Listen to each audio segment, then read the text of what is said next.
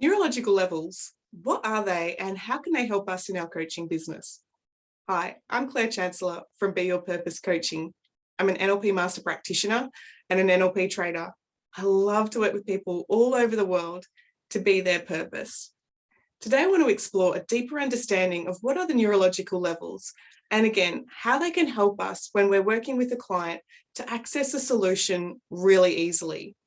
I want to share my slides here with you just to give you that visual representation of what I'm describing. So simply put, the neurological levels is a mental map. Each particular level gives us access to resources and will also expose some limitations. The neurological levels was created by a man named Robert Dilts. He was able to identify that when we are able to distinguish in people's language the problems and what they're focusing on, we could help them find a solution at a different level. These particular levels are within somebody's environment, somebody's behavior, their capability or skills, their beliefs and values, their identity, or their spirituality.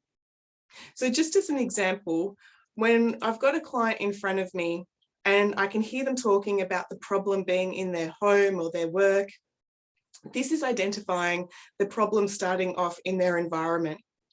But perhaps they're describing problems in what they're doing and not getting the results. And so we need to look at their behavior. The next level up is their capability and skills.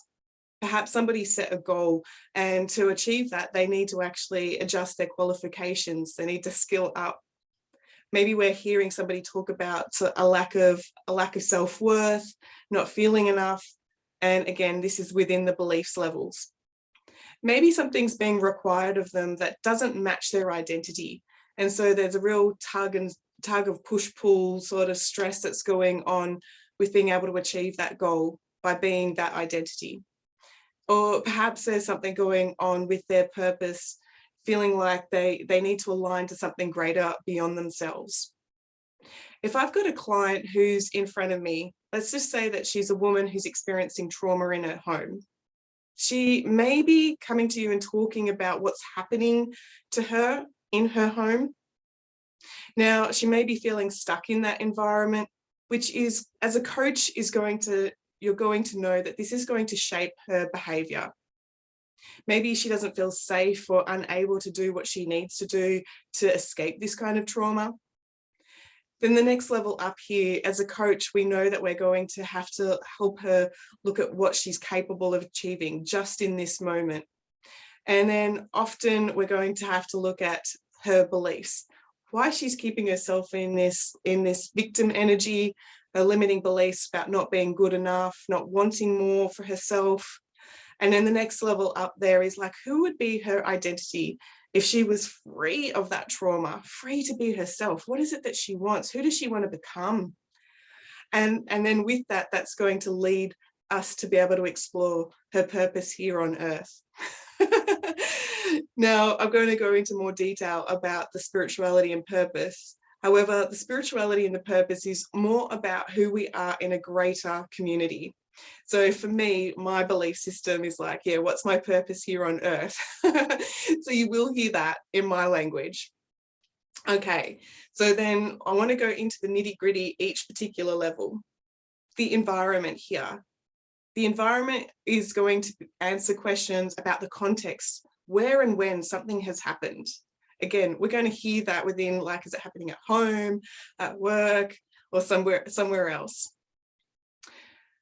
The behavior level is going to answer questions about what is going on, what are people doing, and what is their activity. You know, in common day-to-day language, when we're meeting up with a friend, we often ask them, you know, what have you been doing? What have you been up to? And so this tends to be a social sort of normal level to, to question somebody about. The next level up is your capability and your skills. Again, this answers questions about the skills and the strategy. It tells us how something is going on. Someone has to have a skill. Maybe someone has to have a skill to get the result that they need or they want. And again, the beliefs is going to answer questions about why someone is doing what they're doing, their personal motivation, And beliefs are often, these beliefs are often unconscious and completely out of our awareness. So again, working with a client in front of you, we need to have an acute sense, have our sensory acuity in the language, in what they believe about themselves. And then identity. This answers questions about who they think they are. It ties into why they will do something or why they won't do something.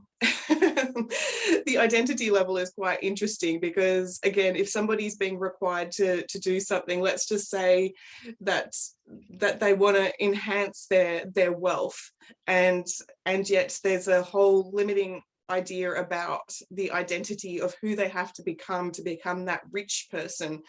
And so they're going to resist and push away the wealth while they hold on to the idea about somebody's identity who has a lot of money. And then the spirituality. This answers questions about our connection to a greater community. Now, I want to point out here that the spirituality doesn't represent our religion. The religion comes down into our beliefs. And so the spirituality on the neurological levels represents our identity beyond our earthly body, or beyond just being our one individual self. I like to play at this level with clients and really expand what's possible. So let's just say we come back down to back to the neurological levels. Let's say that somebody is complaining that their dog is doing something bad in the home. Now, pointing out how powerful the neurological levels are, by simply moving that dog outside of the home, then we've changed their environment, and now the behavior is no longer bad. And again, a visual representation of that's my Morris being a naughty puppy on Christmas Day, eating the wrapping paper. Of course, we let him, muck around and play with that. But as an example here, if your dog is doing something bad in the home, then we change the environment to the backyard, and then they can be silly and playful outside. And again, that's Miss Daisy. Talking about another example that's going to be more familiar in your coaching business. If somebody's coming to you and they're saying that they're doing all of the right things to get clients, they're doing all of the marketing, they're doing all of the the content creation, they're doing, we can hear that in their behavior, that they are not getting the results they want. Like they're brilliant, they're getting a lot done, but they're not getting the results they want, which is the clients and the financial security that backs that up. And so what we need to do with the neurological levels is we need to access a different level to gain a solution. Now, my own personal coaching experience, I coached a client who had an experience being he had an experience being little, being lost in the shopping centre, and he had believed that he wasn't worth being found. Now we're talking about the belief level.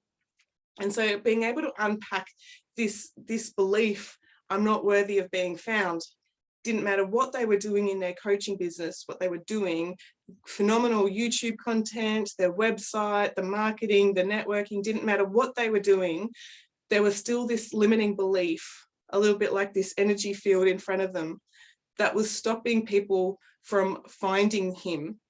Now, this comes back to that belief of not being worthy of being found. A moment in time back in childhood, being, lost in a supermarket, they'd made that limiting decision that was part of their experience, that was what they were going to carry with them into adulthood.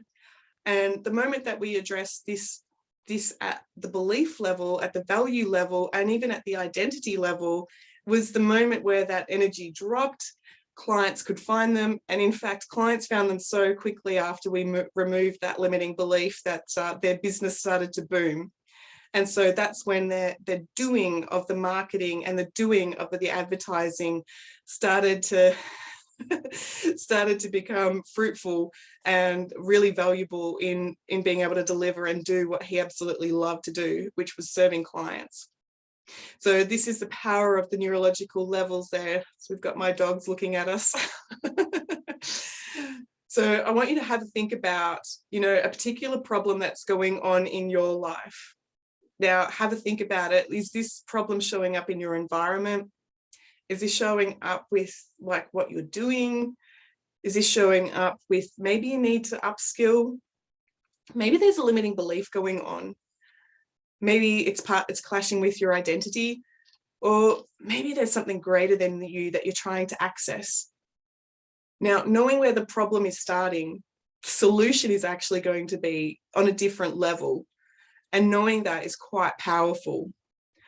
And so when it comes to coaching your clients, it's really important to use your sensory acuity to listen out for the language in where somebody is focused on and be able to coach them to access the solution in a different level. I'm Claire from Be Your Purpose Coaching, and I will talk to you later.